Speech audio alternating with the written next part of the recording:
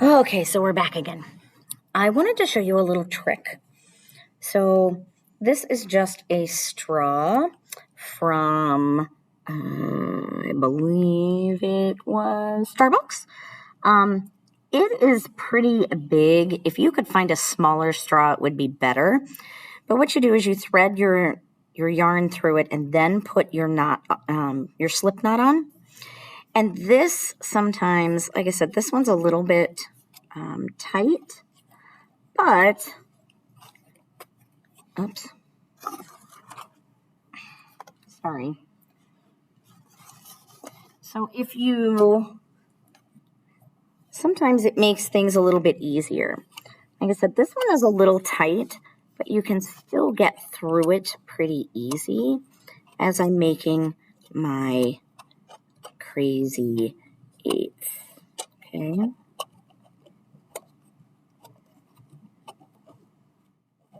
Again, it is just around and around and around, okay? Whoops. Like I said, if you've got some drink straws at home that are thinner, or the gas station usually has pretty thin straws, but that way you're going all the way around and down. Now, again, I've stopped here. I'm going to take my tool, oops, and I'm just going to kind of push everything down, okay? Now remember, this, you don't want it real tight, and the straw actually kind of helps you do that. But now I'm going to go back through, just like this. Okay.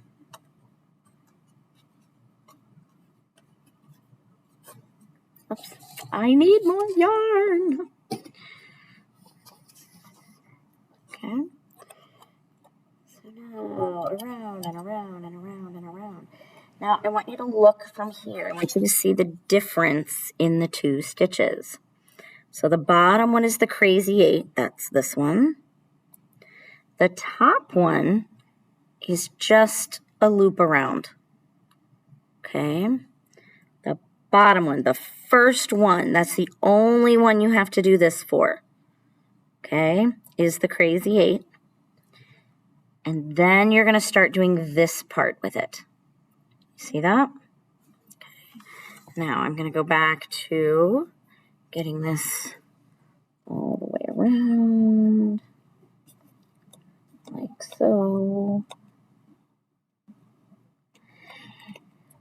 I've done this a lot, so it looks like I'm going really fast. You will be doing this fast probably on your fourth or fifth time through.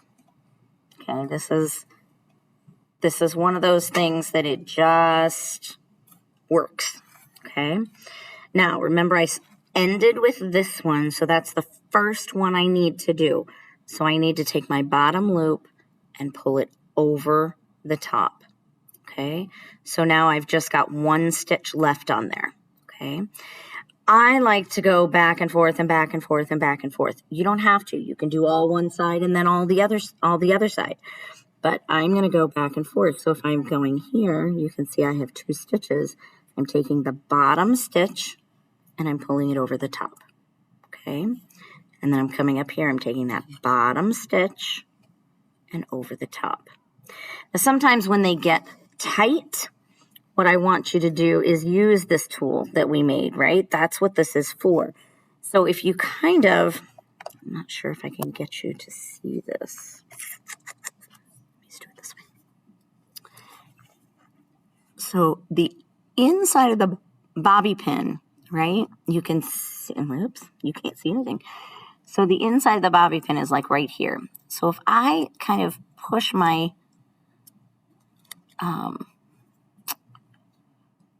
tool through there, I should be able to grab that just like that and pull it over. And then I can kind of push it down as I go. So again, you're running it right up the inside ledge of the bobby pin.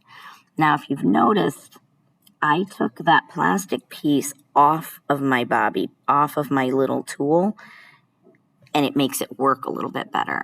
But again, I'm going to kind of go up, kind of grab that piece of yarn, like so. See it?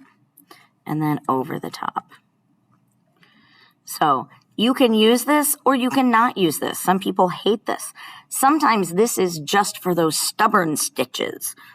And so we put it down for a while, right? But again, I like going back and forth. So I'm going to go to my back side here. Bottom stitch over the top. Bottom stitch over the top. Bottom stitch over the top. Okay, whoops. Bottom stitch over the top. Right? So now I'm back to this one. So it's bottom stitch over the top. Bottom stitch over the top. Right? So, and it depends. Sometimes this is the easy way to go. Sometimes you'll need that little tool. Maybe not. Maybe you won't need that tool. But, whoops. Okay, so see what happened? I just lost my stitch. I pulled it off accidentally. So that's where this can come into play. See how it's loose, right? So I'm going to hold it with one hand and use that thing to get it to drop back down onto that bobby pin. Okay. So up and over and up and over. And that's it. So I'm going to finish this one so that you can see what it looks like when you're all done. And I did it again because I wasn't paying attention. I was trying to hurry. That's the other thing. Take your time, okay? This is not a race. There are people that do some amazing things with this. You can get, you can make scarves, you can make blankets, you can make whatever you want, okay? But this is just a scarf. Remember when I said we had Wellness Wednesdays? This is one of those things because it's repetitive, because at some point you can start doing it without thinking. You can focus on this and not what's going on around you. So this is one of those Wellness Wednesday things. It is a matter of sidetracking your brain into thinking about something very specific. It will help you with your mindfulness. It will help you not let things get to you. I actually have a great big one of these. It looks like a giant S. And I am using it to make a blanket. I wanted to make an afghan for years and years. So now I'm working on it. But I got to the point where I can do it sitting in front of the TV and I don't even know I'm doing it anymore. And it's still working. So throughout the quarter, throughout the semester, we are talking about things that will help you mentally in that mindfulness state to help with your stress and anxiety. And this is one of those things. You could also crochet. You could also knit. All it costs is your yarn and a hook, right? And this was relatively inexpensive. We got donated our, they donated the paint sticks. Sherwin-Williams did. And, okay, so we had to buy some bobby pins.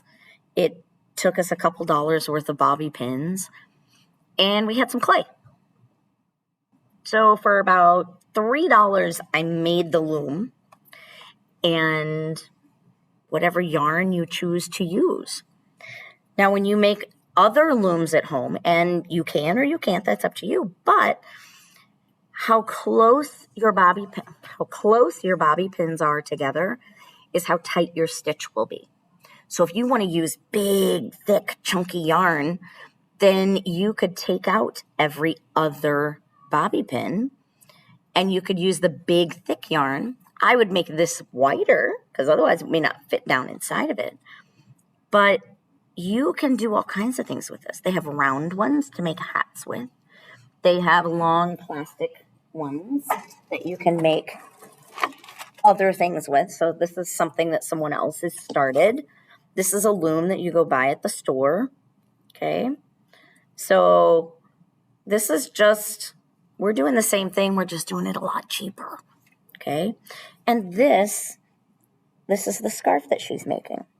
Now, these pegs are much wider apart than what we have your bobby pins. So these stitches are much looser. Your stitches are going to be tighter than this. But once you put it in the washer and dryer, it shrinks. So all of this gets nice and tight and soft. So you've got some ideas. You've got some ways to do things. Okay? Now, we are making a scarf. How fast or how slow you do it is up to you. But it does need to be done. And have some fun.